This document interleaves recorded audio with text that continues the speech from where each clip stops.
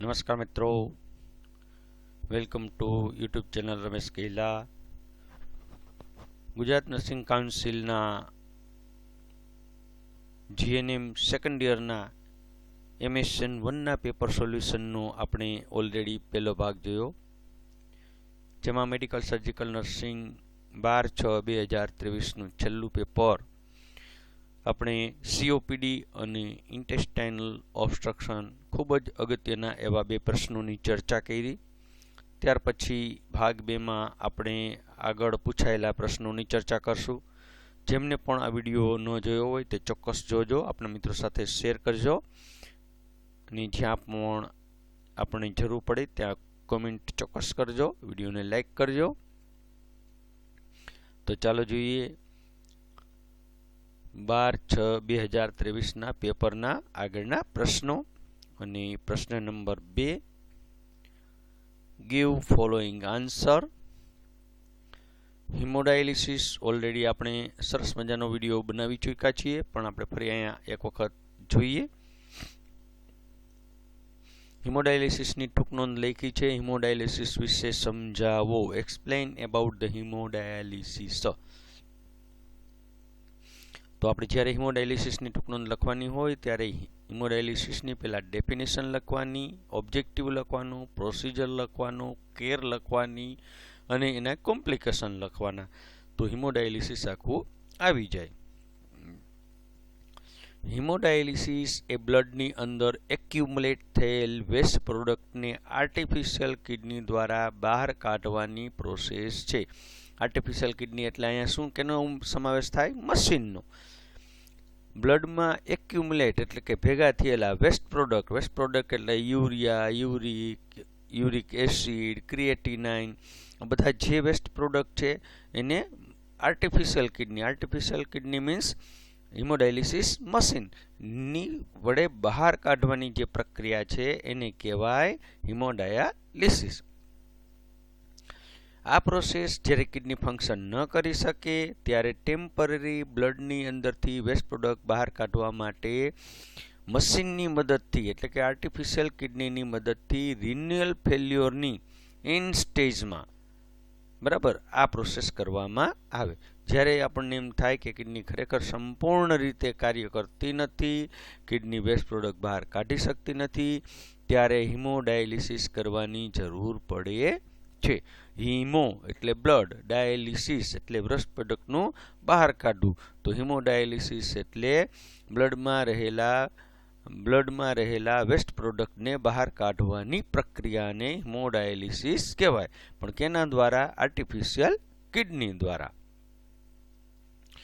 Objective of હિમોડાયાલિસિસ તો બ્લડમાં accumulate થયેલ waste પ્રોડક્ટને બહાર કાઢવા માટે, વધારાનું ફ્લુઇડ બહાર કાઢવા માટે, મિનરલ્સ અને વિટામિનનું સેફ લેવલ બોડીમાં જાળવવા માટે, બ્લડ પ્રેશરને કંટ્રોલ કરવા માટે, રેડ બ્લડ સેલ્સને પ્રોડ્યુસ કરવા માટે. શું કરવાનું? રેડ બ્લડ સેલ્સ વધુ પ્રોડ્યુસ થાય તે માટેનો પ્રયત્ન કરવા માટે હિમોડાયાલિસિસ જરૂરી છે. તો આ હતા એના ઓબ્જેક્ટિવ.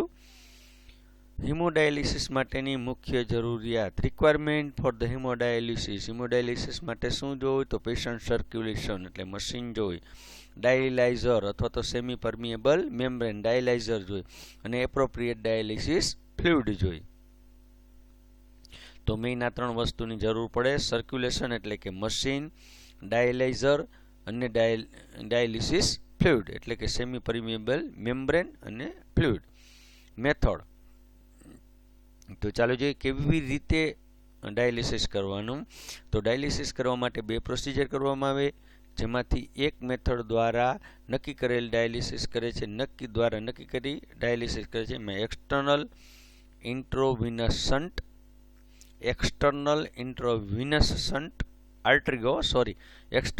આર્ટરીઓવિનસ શન્ટ અને ઇન્ટરનલ આર્ટરીઓવિનસ શન્ટ. તો કેની કહેવાય? એક્સટર્નલ આર્ટરીઓવિનસ શન્ટ અને કેની કહેવાય? Internal arteriovenous shunt. પહેલું જોઈએ external arteriovenous shunt. Surgical procedure છે, બધાને ખ્યાલ છે કે આ સર્જિકલ પ્રોસિજર છે, જેમાં પેશન્ટના ફોરઆર્મમાં 2 ટ્યુબ ઇન્સર્ટ કરવામાં આવે છે. સામાન્ય રીતે અપર આર્મ, ફોરઆર્મ કે લેગની વેસલ્સ નક્કી કરવામાં આવે છે.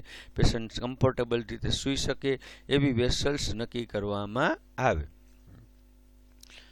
તો આમાં આર્મમાં જે રેડિયલ અથવા તો બ્રેકિયલ આર્ટરી ને સિફેલિક વેઇન, બરાબર, બ્રેકિયલ આર્ટરી અને સિફેલિક વેઇન, તો બ્રેકિયોસિફેલિક ફિસ્સ્યુલા કહેવાય. એટલે શું કરવાનું, તો રેડિયલ આર્ટરી અથવા તો બ્રેકિયલ આર્ટરી અને સિફેલિક વેઇન બંને આર્ટરીમાં વેઇનના છેડાને ટ્યુબ મારફતે જોડવામાં આવે છે. આ બે આર્ટરી હોય એના મારફતે શું કરવાનું, ટ્યુબ મારફતે વેઇનમાં છેડા જોડી દેવાનું, એટલે યુ શેપમાં જોડવાનું. અને બંને છેડા ક્યાં આવે, સ્કિન સરફેસ ઉપર આવી જાય. આ પ્રોસિજરને શન્ટ કહેવાય. શું કહેવાય, શન્ટ કહેવાય. યુ જોડાણ, યુ શેપનું જોડાણ થાય. આ રીતે આર્ટરી અને વેઇનનું જોડાણ કરવાનું. સમજાણું તમને? બે આર્ટરી લેવાની, એક વેઇનમાં આપણે શું દાખલ કરવાનું, શન્ટ એટલે એનું આપણે દાખલ કરવાનો એ ટ્યુબ દાખલ કરવાની, જે આપણે નીડલ દાખલ કહી કે ટ્યુબ દાખલ કરવાની. એ ટ્યુબ દાખલ કરીને બે આર્ટરી અને એક વેઇન એમ કરીને યુ આકારનું આખું લઈ લેવાનું અને સરફેસ ઉપર, સ્કિનની સરફેસ ઉપર દાખલ કરવાનું. પછી આપણે આગળ જોશું. પ્રોસિજરમાં શન્ટ કહેવાય. આ રીતે આર્ટરી અને વેઇનનું જોડાણ કરવાનું. આનાથી 5 વર્ષ સુધી સર્વાઈવ થઈ શકે. આ જ રીતે આપણે હિમોડાયાલિસિસ કરી તો શન્ટ દ્વારા 5 વર્ષ સુધી પેશન્ટ સર્વાઈવ કરી શકે. ક્લોટિંગ ઇન્ફેક્શન અને કોમ્પ્લિકેશન વધારે જોવા મળે તો શન્ટ, ઘણી વખત બ્લડ ક્લોટ થાય તો હિમોડાયાલિસિસ છે, બ્લડ ક્લોટ થાય તો શન્ટ છે એ ફેલ જઈ શકે. ઇન્ટરનલ આર્ટરિયલ વિનસ ફિસ્સ્યુલા, તો આમાં શું કરવાનું, પેરિફેરલ આર્ટરી લાર્જ વેઇન સાથે એનોસ્ટોમોસિસ એટલે જોડાણ કરવાનું. પેરિફેરલ એટલે દૂરની આર્ટરીનું, બરાબર. તો વેઇનમાં છે એ લાર્જ નીડલ નાખવામાં આવે, મોટી નીડલ વેઇનમાં. પૂરતા પ્રમાણમાં બ્લડ ફ્લો જઈ શકે એટલે ડાયલેસેટ માંથી પૂરતા પ્રમાણમાં આવનાર બ્લડ, ડાયલેસેટ એટલે મશીનમાંથી પૂરતા પ્રમાણમાં આવનાર ફ્લો છે, બ્લડ ફ્લો ક્યાં જાય, તો સેમ વેઇનમાં જાય. અને એમાંથી લાર્જ બોરહોલ નીડલ ઇન્ટ્રોડ્યુસ કરી હોય, તો જ્યાં મોટા લ્યુમેનવાળી નીડલ ઇન્ટ્રોડ્યુસ કરી હોય એમાં જાય. સર્જિકલ વુન્ડમાં હીલ થતા 1 થી 2 આમાં સર્જિકલ વુન્ડ જોવા મળે, કારણ કે મોટા હોલવાળી નીડલ હોય. તો આમાં ઘણી વખત એવું થાય કે પરમેનન્ટ ડાયાલિસિસની જરૂર પડે તો એમાં આ રીતે ઇન્ટરનલ આર્ટરીઓવેનસ ફિસ્સ્યુલા કરાય નહીં. ક્યારેક જરૂર પડતી હોય તો આ પ્રકારનું આ પ્રકારનું ડાયાલિસિસ કરાય. મિકેનિઝમ, તો આપણને ખબર પડી ગઈ કે એક્સટર્નલ હોય તો એમાં બે આર્ટરીને એક વેઇન લેવાની. ઇન્ટરનલ હોય તો શું કરવાનું, વેઇન જે મોટી વેઇન હોય એનું જોડાણ કરવાનું. અને બ્લડનો ફ્લો કેમાંથી હોય, તો ડાયલાઇઝરમાંથી હોય બ્લડનો ફ્લો, અને એમાંથી જ ડાયરેક્ટ બ્લડ છે એ જવા દેવાનું. પણ આમાં શું હોય કે હોલ છે એ બહુ મોટો હોય એટલે પરમેનન્ટ રહી શકે નહીં, એટલું યાદ રાખવાનું. મિકેનિઝમ. હિમોડાયાલિસિસ ડિફ્યુઝનની આપણને ખબર પડે હિમો શું કામ, તો જે ફ્લુઇડ આપણે આપીએ છીએ અને જે બ્લડમાં હોય તો એ બે વચ્ચે ઓસ્મોસિસ પ્રેશર ઓછું હોય, ડિફ્યુઝનની ક્રિયા થાય. એટલે કે જે આપણે ડાયલાઇઝર આપ્યું હોય એ ડાયલાઇઝરમાં શું થાય, તો બ્લડમાંનો જે યુરિયા, યુરિક એસિડ, જે કાંઈ વેસ્ટ પ્રોડક્ટ છે એ કેમાં આવી જાય, તો ડાયલાઇઝર ફ્લુઇડમાં જમા થઈ જાય. ને ડાયલાઇઝર ફ્લુઇડ પાછું વળી કેમાં વહી જાય, મશીનમાંથી પસાર થાય. એટલે મશીન છે એ ડાયલાઇઝર ફ્લુઇડને કેચઅપ કરી લઈએ, એને બહાર કાઢી નાખે, અને ફરીને પાછું શુદ્ધ જે બ્લડ છે એ ફરીને પાછું પેશન્ટની બોડીમાં જાય. એટલે ટૂંકમાં ડિફ્યુઝનની ક્રિયા કહેવાની. કેવી કહેવાની, ડિફ્યુઝનની ક્રિયા થાય. હિમોડાયાલિસિસ એ ડિફ્યુઝન પ્રોસિજરનો યુઝ થાય. આમાં ઇક્વિપમેન્ટ છે એ આર્ટિફિશિયલ કિડનીનું કામ કરે. ડાયાલાઇઝર હોય, શું હોય, ડાયાલાઇઝર, જેનાથી કિડની પ્રોસેસ જેવી જ પ્રોસેસ હોય અને આસપાસ શું હોય, ડાયલાઇઝ ફ્લુઇડ હોય. એનું કોન્સન્ટ્રેશન કેવું હોય, નોર્મલ હોય. આર્ટરી દ્વારા પેશન્ટને જે બોડીનું જે બ્લડ ડાયલાઇઝર એમાં બ્લડ ડાયલાઇઝર લઈ જવામાં આવે બોડીમાં, અને ડાયલાઇઝરમાં બ્લડનો વેસ્ટ પ્રોડક્ટ છે એ ડાયલાઇઝર ફ્લુઇડમાં જમા થઈ જાય. જે આપણે આપીએ એમાં એ એકદમ નોર્મલ કોન્સન્ટ્રેશનવાળું હોય, જ્યારે બ્લડ છે પેશન્ટનું બ્લડ છે એ કેવું હોય, હાઈ કોન્સન્ટ્રેશનવાળું હોય, કારણ કે એમાં કિડની કામ ન કરતી હોય તો યુરિયા, યુરિક એસિડ, વેસ્ટ પ્રોડક્ટનું પ્રમાણ વધારે હોય. એટલે એ પેશન્ટના જે વધારે કોન્સન્ટ્રેશનવાળા ભાગ તરફથી ઓછા, એટલે કે ડાયલાઇઝર ફ્લુઇડ તરફ આવે. બધું ડાયલાઇઝર ફ્લુઇડમાં આવી જાય. એ ફ્લુઇડમાં આવી જાય એટલે ડાયલાઇઝર ફ્લુઇડમાં આવે એટલે પ્રોસેસમાં જ્યારે મશીનમાં દાખલ થાય ત્યારે એ પ્રોસેસ દ્વારા ડિફ્યુઝન થાય, બરાબર. તો એને પાછું વળી જે મશીન છે એ બ્લડ પ્યુરિફાઈડ કરે અને આ પ્રેશર ઇક્વિપમેન્ટ દ્વારા કંટ્રોલ કરાય અને પ્યુરિફાઈડ થયેલ બ્લડ પાછું પેશન્ટની વેઇનમાં વળી બોડીમાં જાય. આ રીતે એમને જ્યાં સુધી તમામ પ્રકારનો વેસ્ટ પ્રોડક્ટ બહાર ન નીકળે ત્યાં સુધી એમને ચાલુ રાખવાનું હોય. બ્લડ ક્લોટ ન થાય એના માટે આપણે એન્ટીકોગ્યુલન્ટ આપવું પડે. શું આપવાનું હોય તો હિપેરિન આપણે આપવું પડે. ઇન્જેક્શન હિપેરિન એને કહેવાય એન્ટીકોગ્યુલન્ટ ડ્રગ. કયા કયા મુદ્દા ધ્યાનમાં રાખશું તો બ્લડ પ્રેશર વારંવાર ચેક કરવું જોઈએ. જો બ્લડ પ્રેશર લો થાય તો આઈવી ફ્લુઇડ આપવું જોઈએ. હાઈ થાય તો હાઇપરટેન્સિવ ડ્રગ્સ આપવા જોઈએ. હાઈ થઈ શકે અને લો પણ થઈ શકે. વોમિટિંગ માટે ખાસ ધ્યાન આપવું જોઈએ. જો વોમિટિંગ થાય તો એન્ટી ઇમેટિક ડ્રગ કેવી આપવાની? વોમિટિંગ થાય તો એન્ટી ઇમેટિક ડ્રગ આપવી જોઈએ. એન્ટી ઇમેટિક ડ્રગ્સ આપવી જોઈએ. રાઇગર હોય તો ક્લોરફેન્ડામાઇન મેલિએટ એટલે કે CPM એવિલ ઇન્જેક્શન પાઇન્ટમાં આપવું જોઈએ અથવા તો ઇન્ટ્રાવિનસ આપવું જોઈએ. ડાયાલિસિસ દરમિયાન ક્લોટ ન થાય એનું ખાસ ધ્યાન રાખવું પડે. ડાયાલિસિસ દરમિયાન ક્લોટ ન થાય એનું ખાસ ધ્યાન રાખવું પડે. એના માટે ઇન્જેક્શન હિપેરિન આપવું પડે. સ્ટ્રિક્ટલી એન્ટીસેપ્ટિક ટેકનિક મેન્ટેન કરવાની. ડાયાલિસિસમાં લેતા પહેલાં પેશન્ટનું ઇન્વેસ્ટિગેશન કરવામાં જેમાં BT CT એટલે blood clotting time, bleeding time, clotting time એ જોવાનું, બ્લડ યુરિયા જોવાનું, સિરમ ક્રિએટિનાઇન જોવાનું, યુરિન એક્ઝામિનેશન કરવાની, યુરિન આલ્બ્યુમિન શુગર કરાવવાનું, IV ફિસ્યુલાની કેર લેવાની, વેટ રેકોર્ડ કરવાનું. કોમ્પ્લિકેશન ક્યાં ક્યાં થઈ શકે તો બ્લડ ક્લોટિંગ થાય, ઘણી વખત ઇન્ફેક્શન થાય, ઘણી વખત હેડેક, નોસિયા, વોમિટિંગ જોવા મળે, ઘણી વખત કન્વલ્ઝન જોવા મળે, ઘણી વખત એન્ઝાઇટી અથવા તો એનિમિયા પણ જોવા મળે. તો આ થયું હિમોડાયાલિસિસ. એવો પ્રશ્ન પૂછાણો કે ઓપરેશન થિયેટરની ડિઝાઇન અને વિવિધ ઝોન વિશે. તો આપણે ઓપરેશન થિયેટરની ડિઝાઇન કેવી હોય ખાલી લખવાની છે.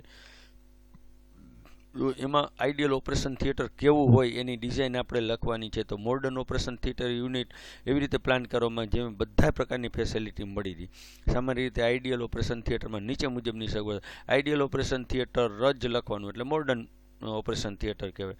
મોડર્ન સ્ટાઇલનું હોય, કમ્ફર્ટેબલ એન્વાયરમેન્ટ હોય, ઇન્ફેક્શન કંટ્રોલ કરી શકે તેવી વ્યવસ્થા હોય, લેટેસ્ટ ઇક્વિપમેન્ટનો ઉપયોગ થતો હોય, અલગ હોસ્પિટલથી થોડુંક અલગ હોય, થોડુંક દૂર હોય, અલગ બ્રાન્ચની સર્જરી અલગ જ રૂમમાં થતી હોય જેવી રીતે major, minor, general, ENT, gynaec, orthopaedic. લખો જેટલું તમને આવડે એટલું. Ophthalmic, plastic surgery, cardiac, chest આ બધાની અલગ અલગ રૂમની વ્યવસ્થા હોય. થિયેટરનું ટેમ્પરેચર જાળવી રાખવા માટે આર્ટિફિશિયલ વેન્ટિલેશનની વ્યવસ્થા હોય. 24 કલાક ઇલેક્ટ્રિસિટી ઉપલબ્ધ હોય. 24 કલાક વોટર સિસ્ટમ ઉપયોગી હોય. બરાબર. ઓપરેશન થિયેટરનું ડોર એવું હાઇડ્રોલિક હોવું જોઈએ. ડોર હાઇડ્રોલિક સિસ્ટમના હોવા જોઈએ જેથી કરીને ઇન્ફેક્શન લાગતું અટકાવી શકાય. મોબાઈલ લાઇટની સગવડતા હોવી જોઈએ. શેડોલેસ લાઇટની સગવડતા હોવી જોઈએ. પેશન્ટના ઓપરેશન થિયેટરમાં અંદર એન્ટર થયા પછી બીજા પેશન્ટને ઓપરેશન થિયેટરની એરિયામાં સ્ટાફને સહેલાઈથી જોઈ શકે નહીં એવી વ્યવસ્થા હોવી જોઈએ. મોબાઈલ એક્સરે મશીન હોવું જોઈએ. ઓપરેશન થિયેટરમાં કામ કરતા સ્ટાફ સર્વન્ટ સારી રીતે ટ્રેન થયેલા એ હોવા જોઈએ. બરાબર. તો એ સારી રીતે બધી વસ્તુ મેન્ટેન કરી શકે. ઓપરેશન થિયેટરમાં જરૂરિયાત પ્રમાણે બધા યુનિટ હોવા જોઈએ. હવે યુનિટમાં શું છે તો ઝોન ઓફ ઓપરેશન થિયેટર. આપણને પ્રશ્ન પૂછ્યો છે કયા કયા ઝોન હોય. તો ઓપરેશન થિયેટરમાં નીચે મુજબના ઝોન. પહેલાં ઝોનના નામ લખી નાખો તમને એમ થાય તો કે ભાઈ રિસેપ્શન રૂમ હોય. બરાબર. રિસેપ્શન રૂમ શું હોય કે પેશન્ટને બેસાડવા માટે, પેશન્ટના કેસ પેપર રિસીવ કરવા માટે. ચેન્જિંગ રૂમ હોય. જેવા આપણે ચેન્જિંગ એટલે જેવો હોસ્પિટલ સ્ટાફ ડૉક્ટર કે એન્ટર થાય તો પોતાના પહેરેલા જે ડ્રેસ છે એ બહાર ચેન્જ કરવા માટે ચેન્જિંગ રૂમ હોય. ત્યાર પછી આગળ જાવ તો એનેસ્થેસિયા રૂમ હોય. પેશન્ટને એનેસ્થેસિયા આપવા માટેની કમ્પ્લીટ જેમાં સારવાર આપે એમાં બોઇલ સેપરેટર, સક્શન મશીન આ તે બધું જ હોય. તો એ એનેસ્થેસિયા રૂમ હોય કે એનેસ્થેસિયા રૂમમાંથી પેશન્ટને મેઇન ઓટીમાં પછી એનેસ્થેસિયા આપ્યા બાદ ઘણી વખત શિફ્ટ કરતા હોય. સ્ક્રબ રૂમ હોય. તો જ્યારે ઓપરેશન થિયેટરમાં ઓપરેશન કરવા માટે જવાનું હોય ત્યારે સર્જિકલ રીતે સ્ક્રબ થવા માટે સ્ક્રબ રૂમની વ્યવસ્થા હોય. હેન્ડ વોશિંગની વ્યવસ્થા હોય અને કેની વ્યવસ્થા હોય તો યુનિવર્સલ પ્રિકોશન માટેની વ્યવસ્થા. મેઇન ઓપરેશન થિયેટર હોય તો એ પછી અંદર મેઇન ઓપરેશન થિયેટર આવે જેને મોડેલ ઓપરેશન થિયેટર કહેવાય. એમાં બધી વસ્તુ, પછી એમાં તમને જેટલી વસ્તુ આવડે એટલી લખો. Suction machine, mobile X ray, mobile light, cautery machine, O2, anaesthesia, ventilator, બધી જ વ્યવસ્થા, જુદા જુદી પોઝિશન અપાય તેવા ઓપરેશન ટેબલ, થિયેટર સિસ્ટરની રૂમ હોય, ઇન્ચાર્જ સિસ્ટરની રૂમ અલગ હોય જેમાં બધી વસ્તુઓ એનો સ્ટોર હોય, પ્રિપરેશન રૂમ હોય, TSSU હોય, થિયેટર ટ્રાયલ સપ્લાય યુનિટ, અહીં CSSD એ કહેવાય, TSSU કહેવાય. થિયેટરમાં હોય ઓપરેશન થિયેટરમાં તો TSSU કહેવાય, યાદ રાખજો. થિયેટર સ્ટરાઇલ સપ્લાય યુનિટ, બધી જ વસ્તુ ઓટોક્લેવ ત્યાં મળી રહે. સ્ટરાઇલ રૂમ જેમાં CSSD ન હોય તો અલગ ઓટોક્લેવ રૂમ પણ હોવો જોઈએ જેમાં બધી વસ્તુ ઓટોક્લેવ થઈ શકે. રિકવરી રૂમ હોય, પેશન્ટ એક વખત ઓપરેશન કરીને બહાર નીકળે તો એને 1 કલાક 2 કલાક 3 કલાક ઓબ્ઝર્વેશનમાં રાખવા માટેનો રિકવરી રૂમ હોય. રિકવરી રૂમમાં બધા સાધનો, તમારે પછી ઇમરજન્સીના બધા જ સાધનો લખી નાખવાના, જે કંઈ તમને આવડે. હોસ્પિટલમાં જેટલા સાધનો હોય બધા સાધનો. માઇનોર ઓપરેશન થિયેટર થોડુંક બહાર હોય, માઇનોર હોય, નાના નાના ઓપરેશન કરવા માટે. યુટિલિટી રૂમ હોય, બધી જે વસ્તુ અમુક ઉપયોગ કરવાનો હોય એના માટે યુટિલિટી રૂમ હોય. તો આને કહેવાય design of modern operation theatre. ત્યાર પછી આપણે પ્રશ્ન જોવો છે ડાયાબિટીસ મેલાઇટસની વ્યાખ્યા આપો. Define diabetes mellitus. Write down the clinical manifestation and diagnostic evaluation of the diabetes mellitus. એટલે કે ડાયાબિટીસ મેલાઇટસની વ્યાખ્યા આપો, ડાયાબિટીસ મેલાઇટસના ચિહ્નો, લક્ષણો તથા તેના નિદાન વિશે લખો. ખૂબ ખૂબ આભાર, ધન્યવાદ. વિડીયો ચોક્કસ જોજો અને આવનાર વિડીયો પણ આપણને ચોક્કસ સરસ મજાનો બનાવી અને મોકલી આપશો. ખૂબ ખૂબ આભાર, ધન્યવાદ.